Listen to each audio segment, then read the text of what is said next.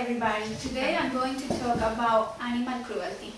There should be stricter and harsher penalties for cruelty or abuse to animals. Life is life, whether it's a cat or dog or a man.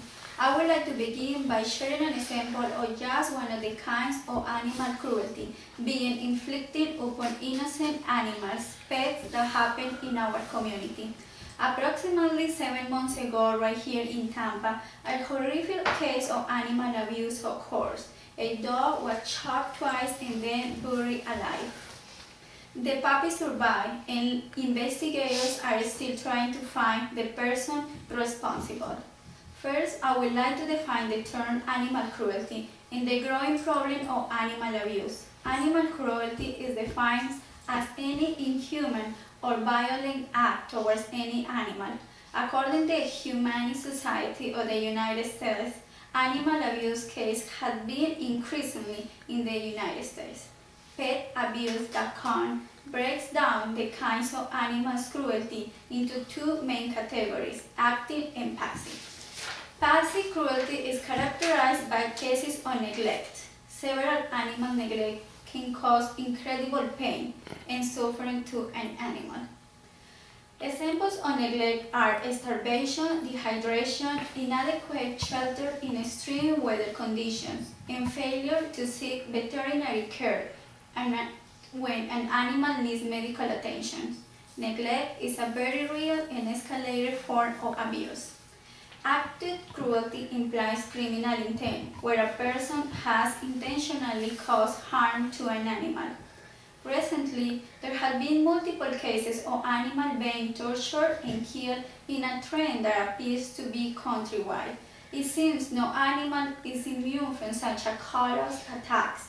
Pets, wildlife, and even dolphins have been targeted by individuals who deliver some sort of sick thrill from inflicting pain on an innocent creature.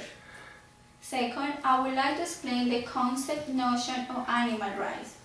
Animal rights is the idea that some or all non-human animals are entitled to possess of their own lives. In that regard, animal rights are important as a human rights. Animals have similar level of biological complexity as humans. Animals like us are conscious and aware that they exist. They know what is happening to them, as they have no voice and they cannot speak for themselves. When we protect our animals, we then are also protecting our society against violence. People who have been known to hurt animals often move on to hurt human beings. Animals are connected to people. Simply put, what happened to them happened to us.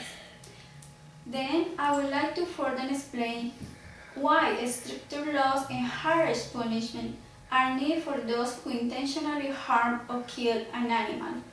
According to the American Society for the Prevention of Cruelty of Animals, better known as SPCA, there is a direct relationship between animal abuse and violent crime, and that relationship has been recognized by the FBI since the 70s.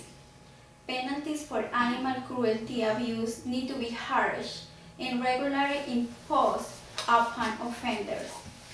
More often than not, these cases don't reach the courts, but the few that do demonstrate our judicial system's failure to treat animal abuse as a serious offender. According to Margaret Livingston, in spite of extensive and overwhelming evidence linking cruelty to animals to serious violence offense against people, our courts continue to treat such a crime as a trivial matter. If our system is designed to punish as well as prevent serious crime offenses, then surely greater attention needs to be paid for those who mistreat animals, particularly those who torture and kill for fun. In the USA, there has been a growing trend toward tougher laws to make animal abuse a felony rather than a misdemeanor.